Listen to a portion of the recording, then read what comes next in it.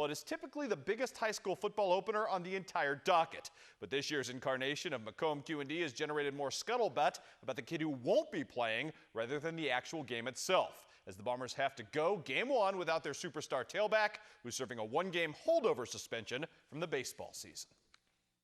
Yeah, I'm just trying to help out, do whatever I can. You know, it hurts something inside, it kills not to be out there, but I'm just helping everybody get ready, that needs to be ready for the game. We're not going to have Myers the first game, and I think everybody in the state and everybody in the area knows that. But if a lot of people remember, a couple years ago, we had a potential all-state running back break his ankle in the first ball game, and I think we ended up 8-1 or 7-2 that year and had a great year. But you know, it's time for somebody else to step up. You know, I've always told my players through the years, you're just one play away from being a starter. So come that first Friday night, somebody else is going to be a starter.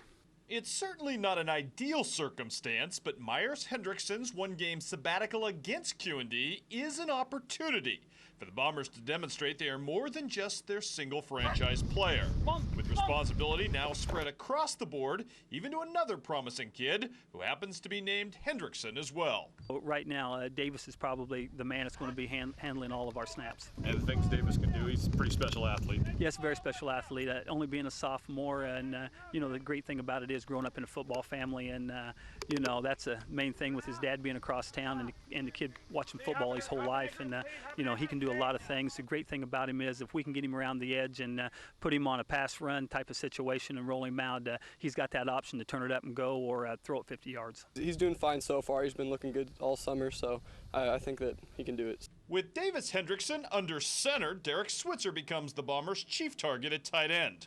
While in the offensive backfield, some combination of Dan Kim, Larry Bell, and Kurt Myers will hold down the fort until Myers returns. Up front, Kelly Sears is banking on Nick Bannock to anchor a rebuilt offensive line.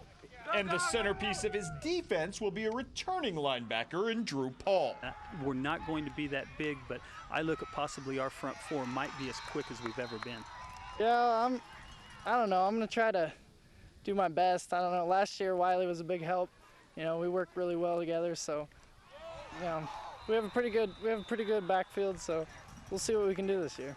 And Kelly Sears knows without illusion that his new-look defense will be supremely tested right out of the gate. I think Bill's got the biggest boys in the country this year, and you know, Jack Cornell, what a tremendous athlete, Max Dancer, and you know, those two guys are just tremendous athletes, and I think his skill people are very well, and you know, I would just be, you know, right up front tell you that I think Quincy Notre Dame is going to be a very, very good football team, and probably one of the best teams that we're going to play all year long. And we've got more barnstorming coming up tomorrow as we count down to the hour-long show coming up Monday at 6:30 right here on KHQA. Well, to call